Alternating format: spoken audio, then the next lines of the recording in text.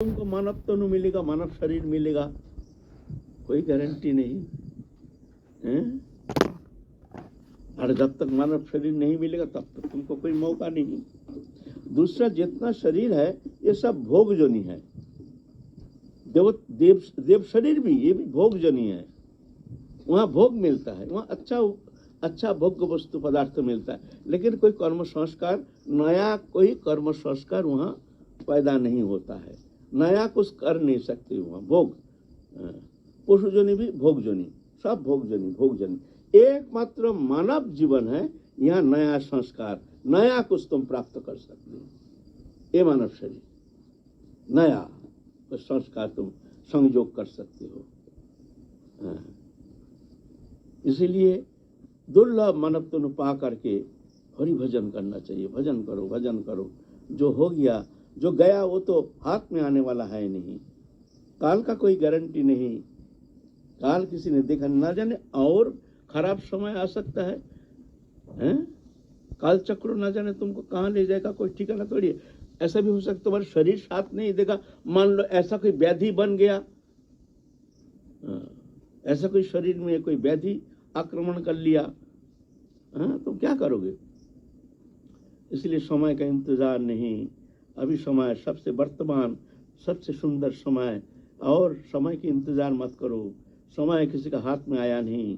शुभ दिन के इंतजार करोगे तो तुम पीट जाओगे। शुभ दिन का इंतजार नहीं करना चाहिए। सामने हमारे लिए शुभ दिन इंतजार कर रहा है। सब मनुष्य सोचते हैं ऐसे।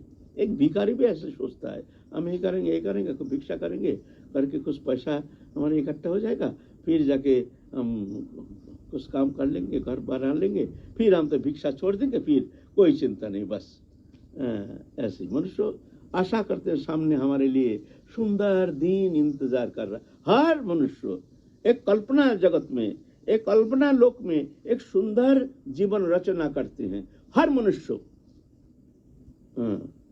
वो कभी सोच ही नहीं सकता है कि इससे भी खराब दिन हमारे लिए इंतजार कर रहा है। इसीलिए कभी ऐसे चिंता नहीं करना चाहिए, सामने हमारे लिए उत्तम सुंदर दिन इंतजार कर रहा है, ऐसा सोचना नहीं चाहिए। सबसे बड़ी मूर्खता है ना? ऐसे सोचना नहीं चाहिए। एक एक पल, एक एक क्षण बहुत कीमत, अनमोल है ये मानव जीवन। इसको वृथा जाने नहीं देना, इसको वृथा गमाना नहीं। फिर ये लौट के फिर कभी नहीं आएगा। एक एक पल जा रहा है, ये लौट के दोबारा आएगा नहीं। 1 मिनट गया तो 1 मिनट हमारा जीवन में कम हो गया, ये 1 मिनट लौट के आएगा नहीं। बाकी है वो भी तो इस तरह से ही, हम तो इंतजार कर रहे हैं, शुभ दिन की इंतजार। शुभ दिन आएगा तो अब जाकर हम भजन करेंगे। जो भजन करना चाहते हैं वो क्या संकल्प करते हैं, हम भजन करेंगे। अभी तो बच्चा छोटा है, उसको बड़ा हो जाएगा, उसको तो कोई एजुकेशन दे करके फिर तो काम धंधा कुछ कर लेगा। लड़की तो है, उसको तो शादी करा देंगे, तो फिर मियाँ बीवी हम लोग तो छुट्टी, बस वृंदावन जा करके खूब भजन करेंगे।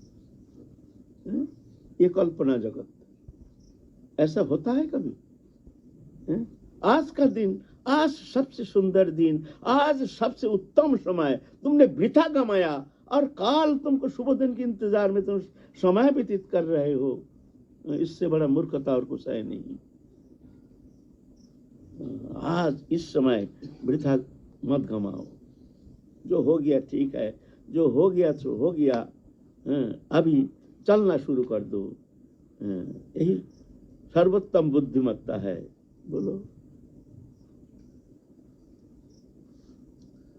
भ्रम क्यों हो जाता है? अभी तो समझ में आ गई, बाद में वो चीज। भ्रम होने का कारण है संग दोष। पहले संस्कार, फिर संग दोष। हमारा अनादिकाल का संस्कार है, अनादिकाल का। ये आज का ही हम चल रहे हैं, ऐसा नहीं।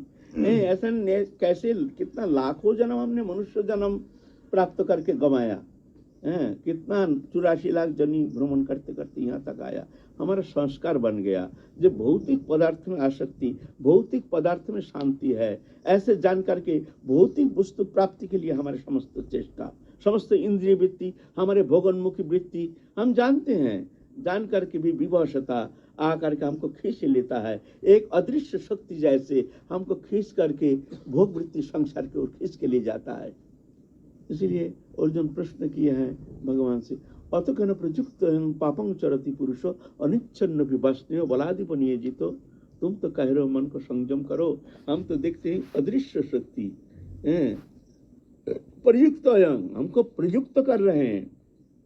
पापं चरति पुरुषो, पाप माने भोग वृत्ति, अनिच्छन्नपि, हम जानते हैं भूल है, लेकिन फिर भी बलाधिप नियोजितो, बलपूर्वक धक्का मार करके, हमारे कोई इच्छा के कोई इंतजार नहीं, एक अदृश्य शक्ति का विवश करके उसको ले जाता है संसार की ओर, ले जाता है हमको। तुम तो कह रहे ये इतना साहस थोड़ी है। अनिच्छन्न विवस्नेय बलाधिप नियोजितो। कृष्ण कहते हैं काम एष क्रोध एष रजगुण समुद्भव महासन महापाप का विद्यनम इह वैरिणम। यही काम क्रोध, ये इंद्रिय वृत्ति जो है, ये वृत्ति जो है ये खतरनाक है, रजगुण से पैदा होता है। महाअसन महापापमा, महा अमंगलकारी, महापापी, विद्यनाम यह वैरिणाम, तुम जानना ये तुम्हारे दुश्मन है, हमारे भीतर रह करके हमको खा रहा है। हम अपने दुश्मन को पहचान नहीं पा रहे हैं। दुश्मन के साथ रह करके उससे ऐसे मित्रता हो गया, अब दुश्मन को भी हम सबसे प्रिय मित्र मान रहे हैं। बहुत दिन एक साथ रहे ना, अनादिकाल, ये वृत्ति भोग वृत्ति रिपु, सरो रिपु कहते हैं। रिपु, रिपु माने क्या है? संस्कृत में रिपु शब्द को माने दुश्मन, सरो रिपु, ये रिपु, रिपु माने दुश्मन, बैरी, बैर। तो ये इसके साथ रह करके हम इसको मित्र मान लिया है।